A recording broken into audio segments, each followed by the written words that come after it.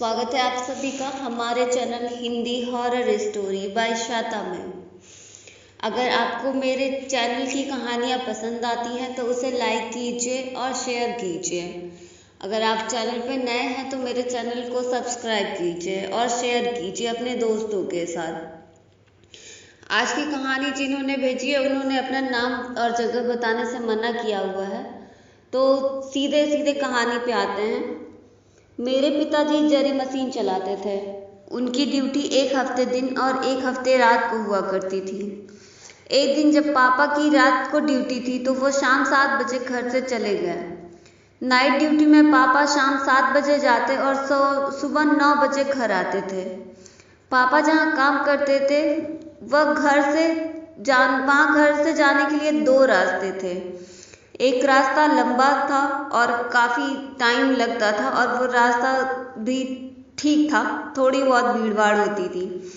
और दूसरा रास्ता छोटा था और बहुत ही खराब था, पर उस रास्ते से जाने के लिए सभी मना करते थे। लेकिन कभी कभी लोग उसी रास्ते को आते जाते थे दिन में, क्योंकि वो रास्ता काफ़ी छोटा था। जिस रास्ते में एक कब्रिस्तान भी पड़ता था, उस कब्रिस्तान के चारों तरफ 4 दीवारियां थी, फिर भी लोग उधर से जाने आने में डरते थे। एक दिन जब पापा नाइट ड्यूटी पर चले गए तो हम सब खा पी कर सो गए। रात को 1 बजे के तकरीबन अचानक दरवाजे पर जोर जोर से दस्तक हुई। दादी ने दरवाजा खोला। बाहर देखा तो पापा खड़े थे। पापा बिल्कुल रो रहे थे और घबराए हुए से थे।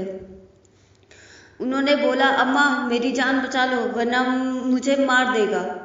दादी ने बोला, क्या हुआ, ऐसे क्यों बोल रहे हो? आओ अंदर आओ। दादी पापा को लेकर अंदर आई। पापा बोले, अम्मा आज तो मेरी जान बच गई। हम सब जग गए थे और पापा के पास आ गए थे। पापा से दादी ने पूछा, हुआ क्या है ये तो बताओ। पापा ने बोला, सुबह बताएंगे, नहीं तो बच्चे डर जाएंगे। हम सब थोड़ी देर बाद सो गए। सुबह हम सब स्कूल चले गए। शाम को घर आकर पापा से मैंने पूछा, पापा कल क्या हुआ था, आप इतना डरे हुए क्यों थे, आप बताए नहीं? पापा बोले, कुछ नहीं बेटा, तुम जाओ, मैं आराम करना चाहता हूँ। पापा की तबीयत उस दिन कुछ ज़्यादा ही खराब थी। पापा को उस दिन बहुत तेज बुखार था।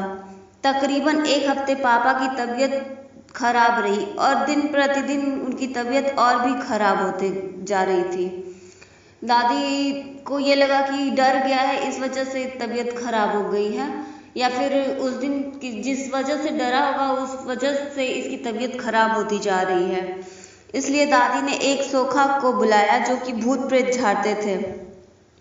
सोखा आकर पूजा पाठ करा और फिर उसने बताया कि इनको कुछ हुआ नहीं है, बस ये डर गए हैं। तब दादी ने पूछा, हुआ क्या था उस दिन, बताता क्यों नहीं है? तब पापा ने जो बताया वो सुनकर सब दंग रह गए। जैसे लग रहा था कि किसी ने हमारे शरीर में कुछ कर दिया हो। हमारे शरीर में तो जैसे खून ही नहीं रह गया हो। हम सब एकदम सन्न थे। पापा ने बताया, उस दिन रात 1 बजे ही लाइट कट गई तो मालिक ने सबको घर जाने के लिए बोल दिया। मैंने सोचा इतनी रात को अंधेरे में इतना लंबा रास्ता क्या तय करूं, क्यों नहीं ये कब्रिस्तान से होकर जाने वाले रास्ते से चलूं। तो मैंने वही रास्ता ले लिया। मैं उसी रास्ते घर आने लगा। जब कब्रिस्तान में आया तो मैं उसकी दीवार कूदकर अंदर से आने लगा, ये सोचकर कि जल्दी घर पहुंच जाऊंगा। मैं जैसे ही दीवार कूदा वैसे ही वहां खूब तेज से हवा चलने लगी और जैसे कई लोग एक साथ कूद रहे हों वैसे ही आवाज आने लगी। मैंने आसपास देखा पर वहां कोई नहीं था। तभी दिमाग में आया कि यहाँ तो आसपास कोई पेड़ भी नहीं है, फिर इतनी तेज हवा कैसे चलने लगी। मैंने अपने सर को झिझोड़ते हुए आगे बढ़ने का निश्चय किया। जैसे ही मैं आगे बढ़ा वैसे ही लगा किसी ने मेरे कान में फूंक मारी हो। मेरे तो प्राण ही सूख गए थे। मैंने पलट कर देखा पर उधर कोई नहीं था। मैं हिम्मत करके आगे बढ़ा। अभी 4-5 कदम चला ही था कि मुझे मेरे पीछे किसी के चलने की आवाज़ आई। मैं और तेजी से आगे बढ़ने लगा। तभी मैंने महसूस किया कि किसी ने मेरे कंधे पर हाथ रखा है। मैं वहीं जम सा गया। मैंने धीरे धीरे गर्दन घुमाते हुए तिरछी आंखों से अपनी कंधे की तरफ देखा तो एक हाथ जो काफ़ी गंदा था, जिसके चमड़े जहाँ तहाँ उखड़े हुए थे, उसमें से खून निकल रहा था और उसके नाखून काफ़ी लंबे और सड़े गले और गंदे से थे, मेरे कंधे पर था। मेरी जोर से चीख निकल गई। मैं वहाँ से भागने लगा। भागते भागते मैंने देखा एक छोटा सा बच्चा भी मेरे साथ दौड़ रहा है। मैंने उसकी तरफ जब ध्यान से देखा तो उसका आकार तो समझ नहीं आ रहा था, वो धुंधला धुंधला था, पर उसकी आंखें मानो किसी जानवर की तरीके से तेज तेज चमक रही थी। मेरा दिल धाड़ धाड़ बजने लगा। मुझे लगा आज तो मैं गया। तभी अचानक से वो बच्चा 8 फीट लंबा हो गया और जोर जोर से हंसने लगा। मैं जान बचाने के लिए भागते हुए इधर उधर देखने लगा।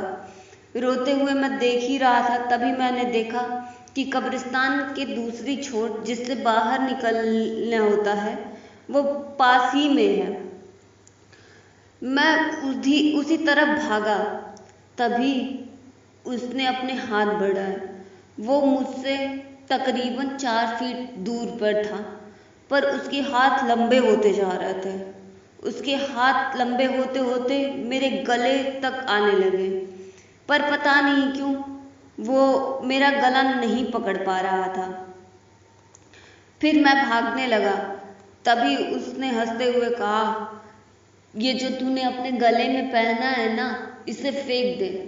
तभी मुझे ध्यान आया कि मैं तो हमेशा माँ का दिया हुआ रुद्राक्ष की माला पहनता हूँ, जो मेरे गले में अभी भी है। ये देखकर मुझे थोड़ी हिम्मत आई और मैं पूरी जी जान लगाकर भाग आया। वो मुझ पे अभी भी हंस रहा था और कह रहा था, आज तो तुझे इस माले ने बचा लिया, फिर तू कभी मिलेगा तो मैं तुझे छोड़ूंगा नहीं, मैं तुझे जरूर जान से मार दूंगा। कहानी समाप्त होती है। अगर आपको कहानी पसंद आए तो लाइक कीजिए, कमेंट कीजिए और शेयर कीजिए। Thank you.